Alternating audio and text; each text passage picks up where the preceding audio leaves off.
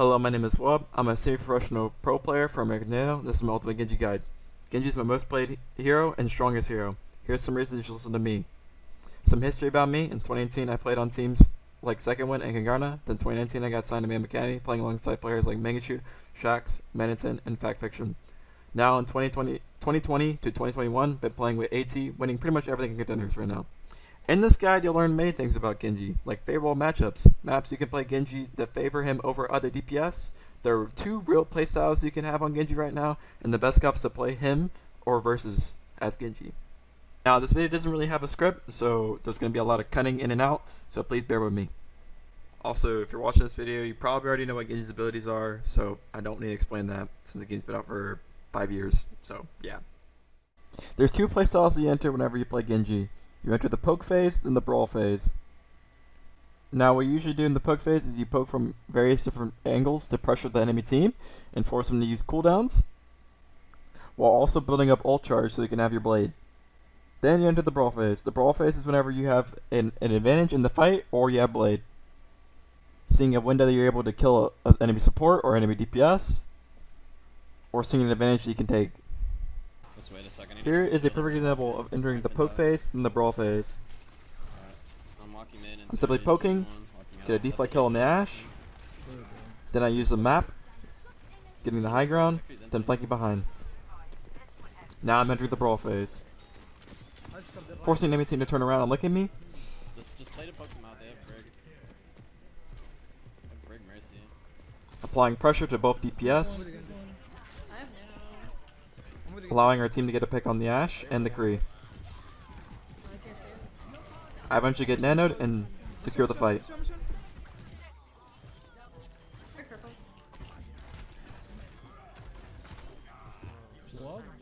To help better understand when you can enter the poke in the brawl phase, you need to understand matchups. We have a tier list from S, A, B, C, and D. S tier being the easiest heroes for Genji to kill, and D tier being the hardest. Now of course, some of these characters can move in and out depending on what gets buffed and what gets nerfed, but this is my personal opinion. I would not recommend at all 1v1ing any of the D tier characters unless you have an absolute advantage. Kree's overtuned with 225 HP, so he's tanky, and he has a stun that can go through your deflect. Torb is also tanky with a turret as well, so winning the 1v1 is pretty hard. Brig is a busted OP character that should be deleted from the game, and then all Echo needs to do is spam you a few times and E you through deflect. Everyone C and up is pretty 1v1able, but I would not recommend 1v1ing anyone in C tier unless you have an advantage as well. B, A, and S tier, you can easily 1v1 if you're the better player. You can also make a case for Roadhog being in D tier because of how tanky he is, with him having his E and also having a one-shot ability that completely fucks Genji. But he's a free ult battery, which allows you to have free ult, so you never want him in the first place. Just poke at him from a distance and farm ult. Of course, just like the last list, S, A, B, amazing, absolutely amazing. If you are on these maps and the enemy team has an optimal comp for you to play Genji into, you can definitely play Genji into that. C tier, D tier, F tier, do not recommend playing Genji into those maps.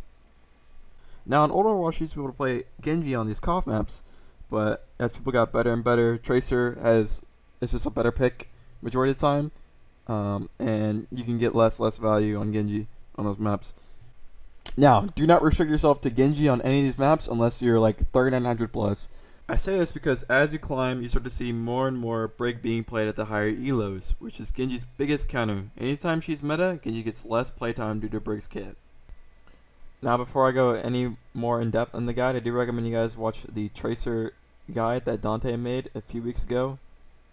There's a lot of things that he says for Tracer that you can easily use for Genji, without me having to repeat a bunch of things that he already says.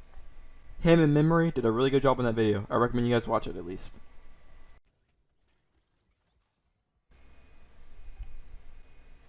A good combo that you're probably going to use a lot is dash, right click, melee.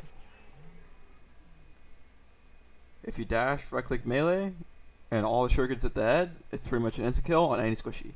Knowing the dash range is important for this combo. The more you play Genji, the more you get a feel for the dash range.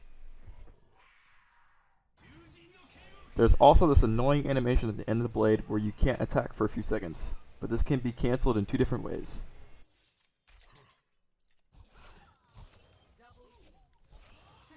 With dash, or wall climb. Here is a few examples of the combos being used. I'm rotating.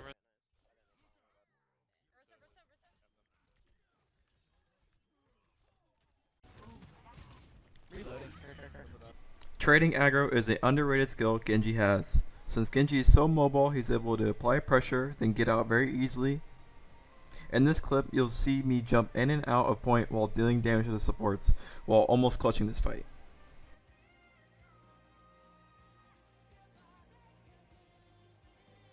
Now here is an Al example.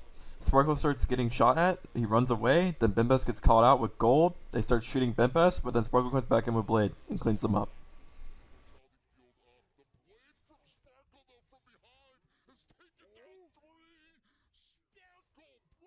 Now, let's talk about blading. So many Genjis I see like to do floor blades, which is whenever they're just on the floor blading, and they're not using any of the mobility that Genji has to offer. Genji can double jump, wall climb. There's no reason for you to be on the floor whenever you're blading. Due to the nature of the game's development, more and more CCS become strong. So when you're blading, you just need to break the Bab Lamp, dodge the Break Bash and Flail, the Sigma Rock and Flux, break both of the Zarya bubbles, cut through Trance, and rally. Thankfully, the easy way to do this is with double jump and get engages with your tanks. If you have an Ana, you can nano blade and do most of this stuff on your own, and if you don't have an Ana, then you need to look for your tanks to force CDs, or when the enemy team is staring at your tanks. Hard to do, but you can do it on your own sometimes. I walk in with the blade / one time, walk out to dodge the rock and the bash, then walk back in to finish them off. Workshops can really help you practice your blades. I personally recommend playing this Nano Blade workshop for when you want to warm up or get used to doing fast blades. These workshops are really underrated for how much they can improve you and how quick it can be. Car is not that heavy. For the size it is, yeah.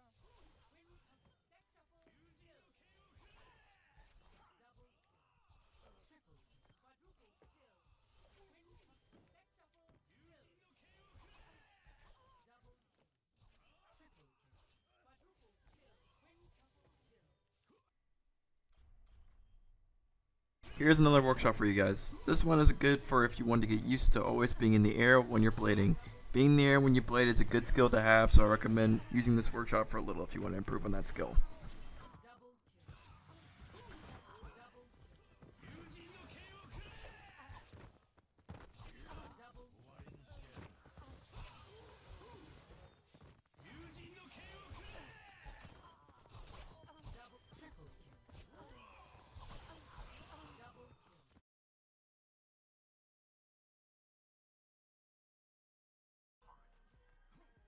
So both of Genji's cooldowns are pretty high at 8 seconds long.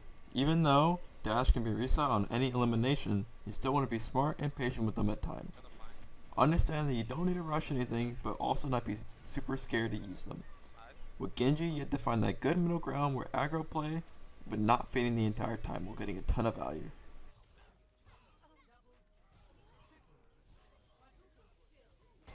I haven't talked much about deflect, but it's one of the most important things in Genji's kit.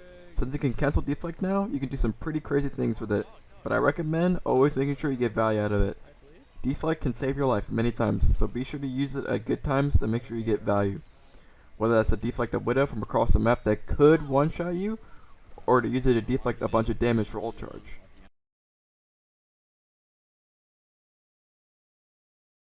Final thing I want to talk about is map structure. Most of the flankers in the game will abuse the way the map is laid out to their advantage. The map becomes Genji's best friend. The way you move around the map determines if you're going to do a lot or not. Having good movement and good knowledge of the map can go a long way than just having good mechanics on a hero. Most Korean Genjis are amazing at using the map to their advantage, so if you really want to know, look at 2020 AL Genji meta and look at any of the top Genji player POVs from that time and see how they move on the map compared to your own movement. Bro. Zarya. Tracer's coming So that's it. There was a lot more I kind of wanted to talk about, but this video should have been done a long time ago. Sorry, but I do stream every day and every other day, so you can catch me live there. I wanted to do a FAQ, but I'm not Dizzy Dante level where I just get millions of questions that I can answer. But if you have any, feel free to drop them by my stream at WebXII. If you're alright, I could do a review on stream as well.